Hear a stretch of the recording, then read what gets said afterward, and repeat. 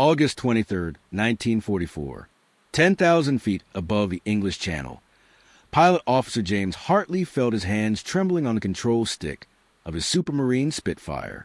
22 years old, with exactly 47 hours of combat flight time, he had become separated from his squadron during what was supposed to be a routine patrol. The radio crackled with static and fragments of urgent voices, but his flight leader's signal had disappeared 3 minutes earlier when Hartley descended through cloud cover to investigate what he thought was a downed aircraft. Now, emerging into clear sky over gray water below, he faced a sight that turned his blood cold. Spread across the sky, in a loose formation, were enemy fighters. Not 2 or 3, which would have been manageable, not even a half dozen, which would have been terrifying but survivable if he could reach the clouds again.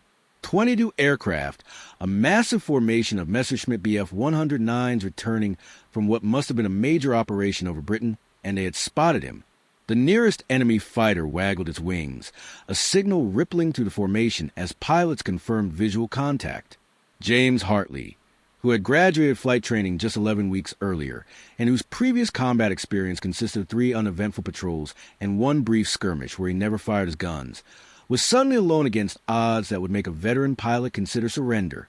James Hartley grew up in a small village in Yorkshire, where the loudest sound was usually church bells on Sunday morning. His father managed a feed store. His mother taught primary school, and nothing in his childhood suggested he would become a fighter pilot. He was quiet, studious, the kind of boy who preferred books to sports and who got nervous speaking in front of class. When war came, everyone expected James to take a safe posting, maybe administrative work or logistics, something that matched his careful personality. But James had a secret obsession. Since childhood, he had been fascinated by birds of prey, spending hours watching hawks and falcons hunt over the Yorkshire moors. He studied how they use altitude and surprise, how they could dive at tremendous speed and pull up at the last instant, how they turned the sky itself into a weapon.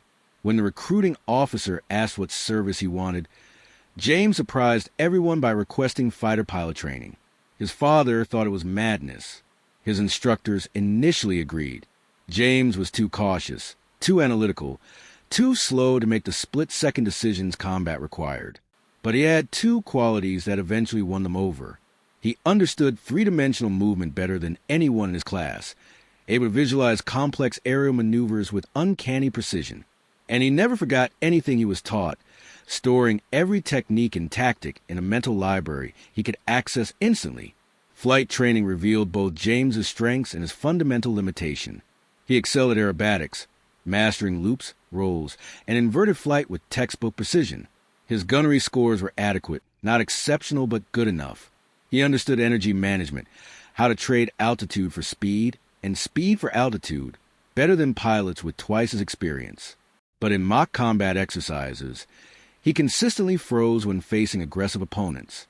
Instructors would watch his aircraft simply fly straight and level while enemy fighters lined up easy shots, as if fear had paralyzed his ability to react. They nearly washed him out of the program 3 times. What saved him was a performance in one specific maneuver that wasn't even part of standard fighter tactics. During a high-altitude navigation exercise, James's engine began running rough at 12,000 feet. Following procedure, he nosed down to reach thicker air where the engine might recover. But at 8,000 feet, the engine quit entirely. James had perhaps 20 seconds before he would fall too low to restart. Instead of panicking, he did something no one had taught him. He pushed the stick forward into a near-vertical dive, letting the Spitfire fall like a stone. The wind-milling propeller spun faster and faster as speed built, creating compression in the cylinders, and at 4,000 feet the engine caught and roared back to life. James pulled out of the dive with less than 1,000 feet to spare, his aircraft shaking from structural stress, but flying normally. The incident should have earned him disciplinary action for reckless flying. Instead, it caught the attention of an instructor who recognized something unusual. James had converted a potential fatal accident into a control maneuver by understanding exactly how much stress the Spitfire could handle and precisely how engine restart dynamics worked. The instructor began working with James privately, teaching him to channel his analytical mind into combat situations rather than letting it freeze him with overthinking. Think of enemy fighters like hunting birds, the instructor suggested. They follow patterns. They have preferred attack angles and habitual movements. If you study them, you can predict them. That perspective changed everything for James. He stopped seeing aerial combat as chaos and started seeing it as a puzzle with rules he could learn. By the time he graduated and received his posting to Royal Air Force Squadron 485, he had developed an unusual combat philosophy. Most pilots relied on aggression and quick reflexes. James planned to survive through observation and precision, studying his opponents and exploiting their predictable behaviors. His first 3 combat patrols reinforced his conviction that caution was wisdom. He stayed in formation, followed orders exactly, and returned safely, while more aggressive pilots occasionally didn't come back. Squadron mates began calling him Lucky James, though some veterans used a nickname with barely concealed contempt. They interpreted his caution as cowardice, his reluctance to engage unless circumstances were favorable as unwillingness to take necessary risks. James didn't argue with them. He knew that in fighter squadrons, reputation mattered less than survival, and he watched too many brave pilots die in the first weeks of combat because they confused courage with immortality. But on August 23rd, his philosophy of careful survival was about to face its ultimate test. Alone, outnumbered more than 20 to 1. With enemy fighters closing from multiple directions and no possibility of reaching friendly airspace before they caught him, James Hartley had perhaps 90 seconds to decide whether to attempt escape, attempt surrender, or attempt something that every instinct and every hour of training told him was impossible. The lead Messerschmitt was already turning toward him, sunlight glinting off its canopy as the pilot positioned for an attack run. James could see the distinctive yellow nose markings that indicated a veteran unit, probably the same fighters that had been terrorizing bomber formations over Germany for months. These weren't novices. They were professionals who had survived years of combat, who knew every trick and every maneuver a desperate Allied pilot might attempt. The standard response would be to dive for the deck, try to reach sea level where the Spitfire's superior low-altitude performance might let him outrun pursuers. But James calculated the odds in seconds. 22 fighters could form a gauntlet he would have to fly through, each taking shots as he passed. He might dodge the first few, but probability was merciless. Someone would hit him. The alternative was to climb back into clouds above, but he had emerged from cloud layer only 2 minutes earlier and knew how thin it was. He would break through the top before gaining enough altitude to hide, leaving him silhouetted against white clouds, an even easier target. Then James remembered the dive that had saved him during training, the near-vertical plunge that had restarted his failing engine, the maneuver that instructors had explicitly warned him never to attempt in combat because it was too risky, too unpredictable, too likely to result in structural failure or loss of control. But James's analytical mind, racing through options at desperate speed, saw something the instructors hadn't considered. The Messerschmitt 109, for all its deadly reputation, had a critical limitation. Its engine used a carburetor system that could be starved of fuel during extreme negative G maneuvers. A sustained inverted dive could cause the engine to quit temporarily, leaving the aircraft powerless until the pilot could roll upright and let fuel flow normally again. The Spitfire used a different system, a float carburetor that could handle negative G conditions much better. If James could force the Messerschmitts to follow him into a maneuver that would kill their engines while it kept running, he could scatter the formation and turn numerical disadvantage into a series of individual engagements. The plan was insane. It required flying a Spitfire to the edge of structural failure, gambling that the airframe could handle stresses it wasn't designed to sustain. It meant deliberately diving toward the ocean at a speed where any mistake would be instantly fatal. It assumed the German pilots would follow him, which they might not if they recognized the trap. And even if everything worked perfectly, he would still be alone against 22 enemy fighters, just slightly less surrounded than before. But the alternative was certain death or capture, and James had not survived this long by accepting certain outcomes when improbable options existed. He took one deep breath, the kind of breath his instructor had taught him to use before difficult maneuvers, centering his mind and steadying his hands. Then he rolled the Spitfire inverted and pushed the stick forward into the most aggressive dive he had ever attempted. The world inverted. Sky became down, ocean became up, and the Spitfire began to fall. Not a controlled descent, but a true dive, nose pointed almost straight at the gray water 10,000 feet below. The airspeed indicator climbed rapidly. 200 miles per hour, 250, 300. The control surfaces began to stiffen as airflow over the wings increased, requiring more force to move the stick. James heard the airframe groaning, felt vibrations through the seat that suggested structural components were approaching their design limits.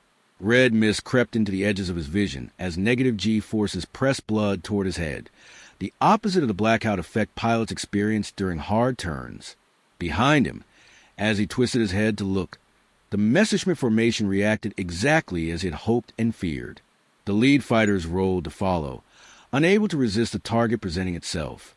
They were committed to the pursuit, following him down into the dive, and that commitment was about to become a trap. At 6,000 feet, James heard the first enemy engine cough and die. The physics were playing out exactly as he had calculated. Negative G forces were disrupting fuel flow to carburetors, and one by one the Messerschmitts were losing power. He saw fighters begin to roll upright, pilots fighting to restore engine function before the dive carried them too low. The formation that moments earlier had been a coordinated hunting pack was suddenly breaking apart. Individual aircraft scattered across thousands of feet of altitude as pilots prioritized survival over attack. But James's Spitfire kept accelerating. For 1,000 feet, 350 miles per hour. The vibrations were severe now, the entire aircraft shaking like it might disintegrate. Warning flags of peripheral vision told him he was exceeding maximum safe airspeed by a significant margin. This was the moment where structural failure became probable, where the wings might tear off or the tail might collapse. James began to pull out. Pulling out of a near-vertical dive at high speed generates G-forces that can kill a pilot or destroy an aircraft. The human body can only withstand a certain amount of force before blood stops flowing to the brain, causing unconsciousness. The aircraft structure can only handle certain loads before metal fatigues and breaks. James had to pull hard enough to avoid hitting the ocean, but gentle enough to avoid killing himself or breaking the plane. He eased the stick back, feeling the G-forces build, watching the gray water rushing up to meet him. The red mist in his vision was replaced by gray, creeping in from the sides as positive G-forces drained blood away from his brain. He was on the edge of blackout, the edge of structural failure, the edge of hitting the water, and the margin for error had shrunk to nothing. His vision narrowed to a tunnel. The aircraft groaned and shuddered. Ocean spray seemed close enough to touch. Then the nose came up and the horizon appeared, and suddenly he was flying level at barely 200 feet above the waves, still alive, still flying, with 22 enemy fighters scattered across the sky above him in complete disarray. James's hands were shaking so badly he could barely hold the stick steady, but his mind was suddenly clear with a crystalline focus that sometimes comes after surviving impossible situations. He had perhaps 30 seconds before the German pilots regrouped and came after him. He needed to exploit their confusion immediately, converting chaos into tactical advantage before discipline reasserted itself. He pulled back on the stick, climbing aggressively back toward the scattered enemy formation. The move was counterintuitive, exactly opposite to what military doctrine recommended for a heavily outnumbered pilot. But James wasn't thinking about doctrine anymore. He was thinking like a hunting hawk that had just scattered a flock of pigeons and now had a brief window to strike isolated targets before they could reform their defensive collective. The nearest Messerschmitt was about 1,000 feet above him, still struggling to restart its engine after the inverted dive. The German pilot had the aircraft pointed nose down to windmill the propeller and restore fuel flow, exactly the procedure James had used during his training incident. But that procedure left the aircraft vulnerable, flying a predictable path with limited maneuverability and no power. James pulled lead, put his gun sight ahead of the enemy fighter's flight path, and squeezed the trigger. The Spitfire's 8 machine guns hammered, sending tracers arcing through the air. Most rounds missed, but enough struck home. He saw pieces fly off the Messerschmitt's wing and fuselage. Smoke began streaming from the engine. The enemy fighter rolled inverted and continued toward the water, but now it was out of control. The pilot likely wounded or killed. James didn't watch it impact. He was already scanning for the next target. 2 Messerschmitts had regrouped about 2,000 feet above him, and were diving to attack. James turned hard into them, a head-on approach that closed the distance between aircraft at a combined speed of nearly 700 miles per hour. Both sides opened fire simultaneously. Tracers filled the air, rounds passing within feet of canopies as 3 aircraft rushed toward collision. At the last instant, both German pilots broke left, the standard evasion when faced with head-on attack. James broke right, trusting that trained reflexes would cause his opponents to mirror each other's movements. His gamble paid off. The 2 Messerschmitts nearly collided, forced to break hard away from each other to avoid impact. James reversed his turn, coming around on the tail of the nearer fighter before the pilot could complete his recovery. A 3-second burst from close range, less than 200 yards.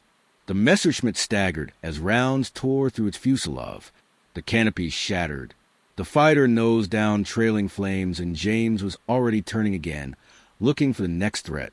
But the remaining German pilots had recovered from their initial confusion.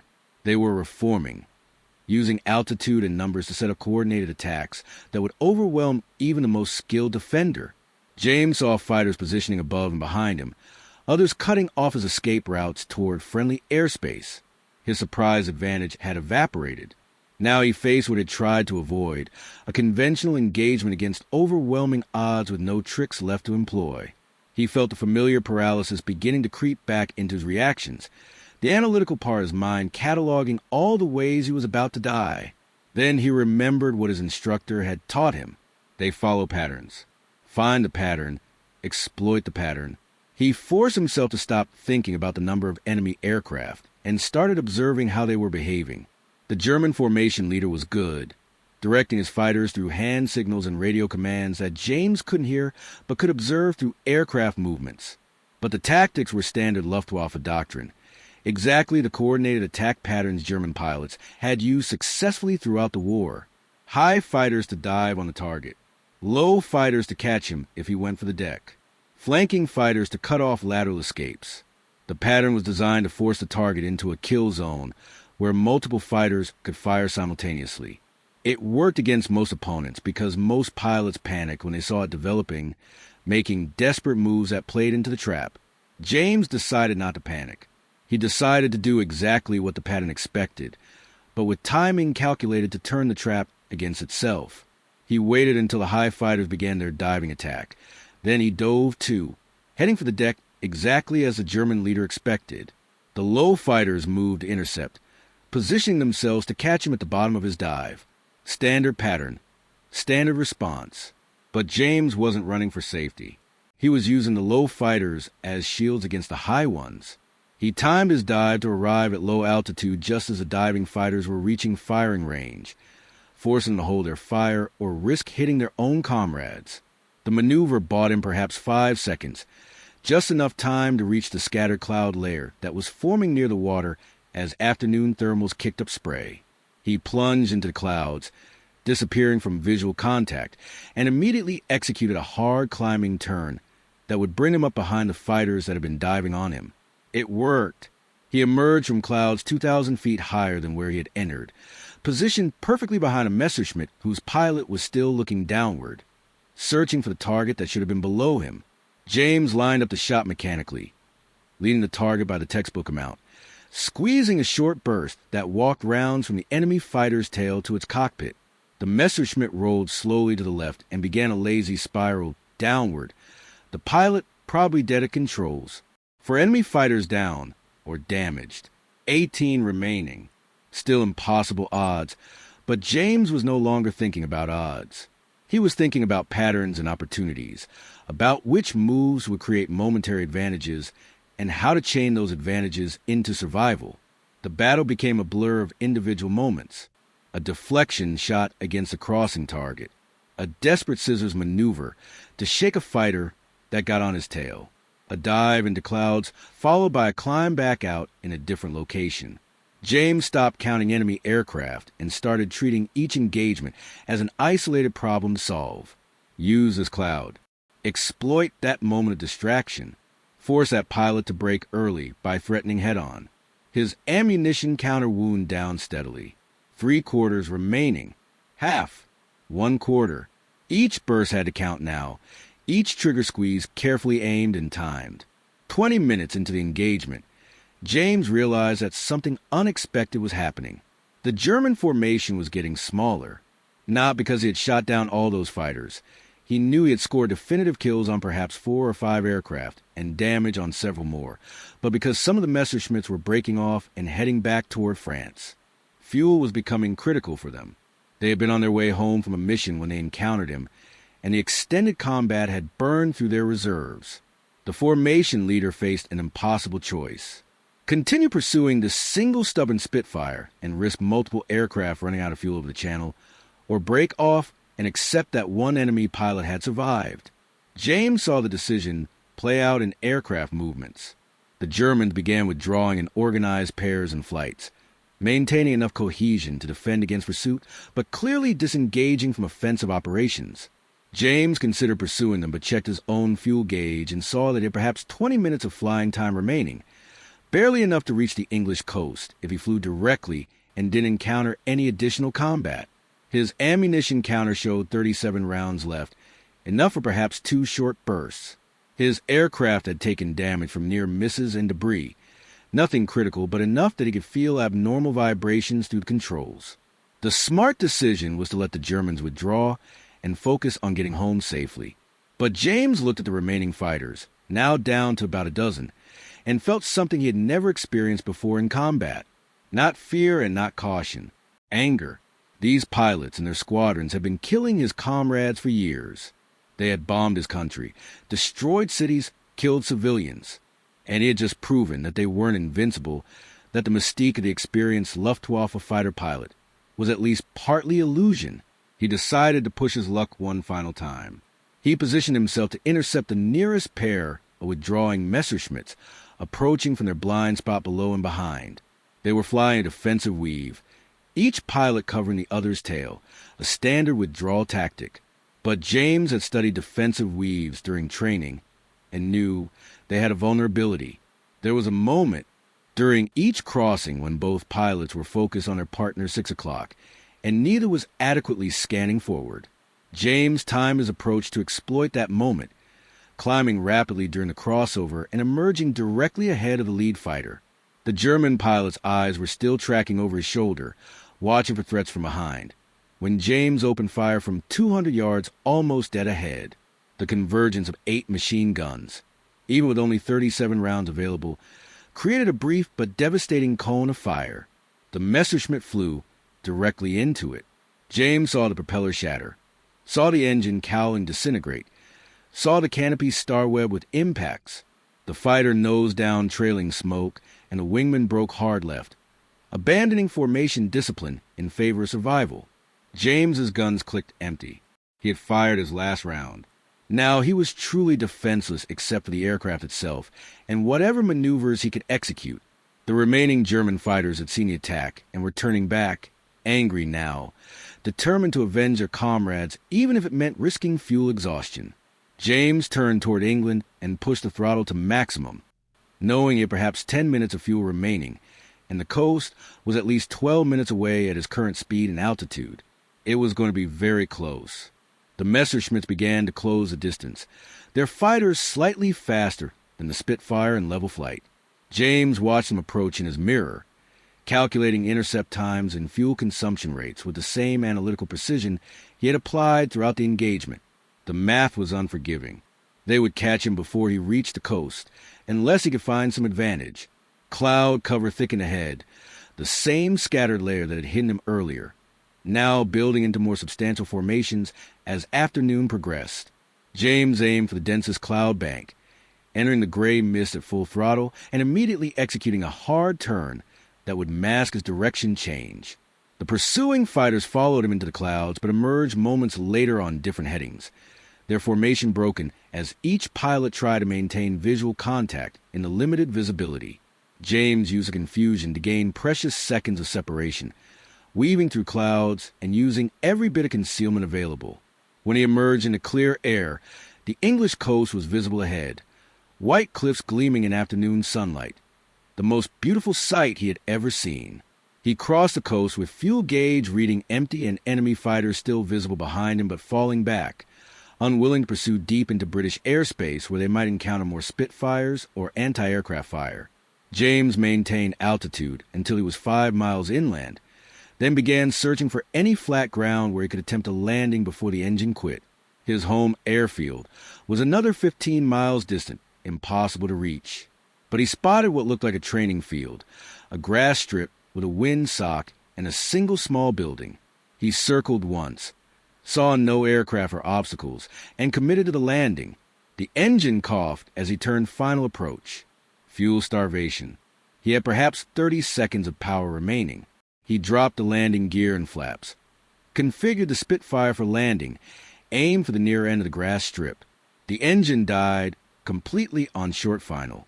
He was gliding now, a 5-ton metal object with the aerodynamics of a brick falling toward Earth with no power and no second chances. The Spitfire touched down hard, bounced, touched again, and stayed down. James stood on the brakes, feeling the aircraft decelerate, grass and dirt spraying from the wheels. He rolled to a stop perhaps 50 feet from the far end of the strip, engine silent, fuel exhausted, ammunition gone, but alive and on friendly ground. He sat in the cockpit for a long moment, hands still gripping the control stick, breathing heavily as adrenaline drained from his system and was replaced by shaking exhaustion. Then he released his harness, climbed out onto the wing, and promptly sat down because his legs wouldn't support his weight. Ground crew from the training field came running, surprised to see a combat aircraft land unannounced. They helped James to the operations building and called his squadron to report that one of their pilots had made an emergency landing and was safe. The squadron commander arrived 90 minutes later with 2 other pilots and a doctor. They found James sitting in a wooden chair, drinking tea that someone had pressed into his hands, still wearing his flight gear with the parachute harness unbuckled but not removed. The doctor checked him over, found no injuries beyond bruises from negative G-forces and exhaustion, and declared him fit. Then the interrogation began. Squadron leader Morrison was a veteran with 3 years of combat experience and a reputation for not tolerating exaggeration or fantasy. He listened as James described the engagement, his expression growing increasingly skeptical. "You're telling me you engaged 22 enemy fighters alone? You performed an inverted dive from 10,000 feet that disabled multiple enemy engines? You shot down 5 confirmed and damaged several more?" Morrison's tone made clear what he thought of the story. Either James was lying to cover some mistake, or he had experienced combat hallucination brought on by stress and fear. James understood the disbelief. He wouldn't have believed the story either if someone else had told it, but he had physical evidence. His aircraft bore gunfire damage from near misses. The engine showed signs of having been run far beyond normal operational limits. The fuel tanks were completely dry, consistent with extended combat at maximum power. The ammunition boxes were empty, proving it fired all his guns. And when Morrison had dispatched an aircraft to backtrack James's reported course, the pilot had radio confirmation of debris field in the channel, wreckage and oil slicks consistent with multiple aircraft losses. The evidence supported James's account, but veteran pilots still struggled to accept it. They knew how overwhelming numerical advantage worked in air combat. They had seen skilled pilots die when facing odds of merely 3 or 4 to 1. The idea that a rookie with 11 weeks of squadron experience had survived engagement with more than 20 enemy fighters seemed to violate every principle of aerial warfare. What finally convinced them was James's technical explanation of what he had done and why it had worked. He described the inverted dive and the carburetor fuel starvation principle with enough precision that Morrison recognized genuine understanding rather than invented justification. He explained his use of cloud cover, pattern recognition, and timing with such analytical detail that it was clear he had been thinking throughout the engagement rather than simply reacting. And he acknowledged, with the kind of honesty that false accounts usually lack, how close he had come to dying at multiple points. The pullout that nearly caused blackout. The head-on attack where rounds had passed within feet of his canopy. The fuel that had run out literally seconds before landing. He didn't present himself as a hero performing impossible feats. He presented himself as someone who had gotten very lucky while making a series of calculated gambles and that authenticity was more convincing than any amount of bravado would have been. The official after-action report credited James with 2 confirmed kills and 3 probables, standard conservative accounting that required corroborating evidence for claims. But squadron mates who heard the full story and who saw the combat film from James's gun camera, once the damage film was developed and revealed fragmentary footage of the engagement, began spreading a different narrative. They talk about the rookie who had faced impossible odds and survived through a combination of technical knowledge, tactical creativity, and sheer determination. The story spread to the RAF, gaining embellishments and details with each retelling, becoming the kind of legend that squadrons told to new pilots as inspiration and warning. Inspiration because it proved that intelligence and creativity could overcome numerical disadvantage. Warning because it demonstrated how quickly combat could transform from routine patrol to desperate survival. James Hartley flew 73 more combat missions before the war ended. He scored 9 additional confirmed kills, becoming an ace, though he never again faced odds as overwhelming as that afternoon over the Channel. He survived the war without serious injury, married a nurse he met during a hospital visit to see wounded squadron mates, and became a test pilot after demobilization. He worked on developing new aircraft systems, particularly focusing on engine performance under extreme conditions, applying lessons learned from his combat experience to making aircraft more reliable and survivable.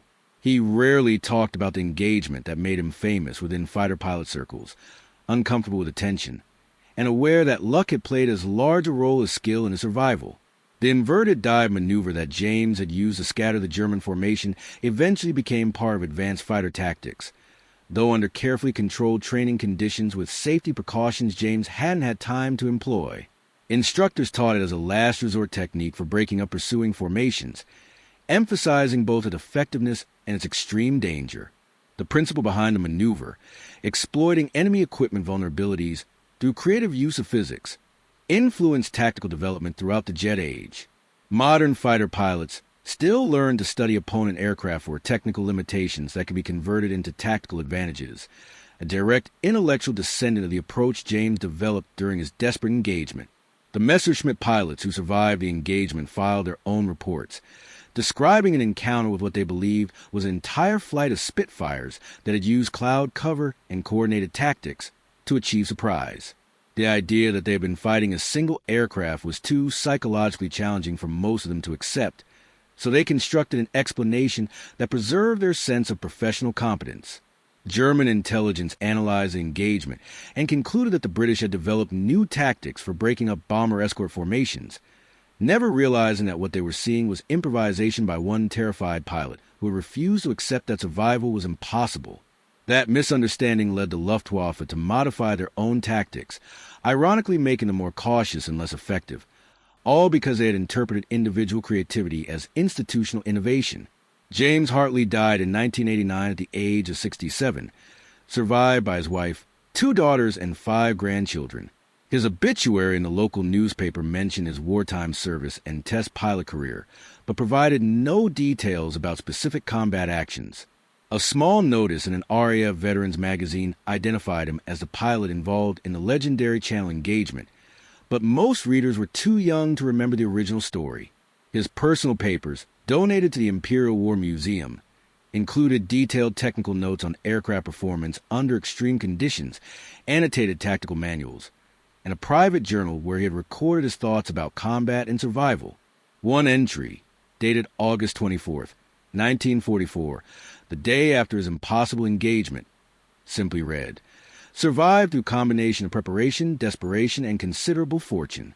Must remember that fortune is temporary. Preparation is what matters."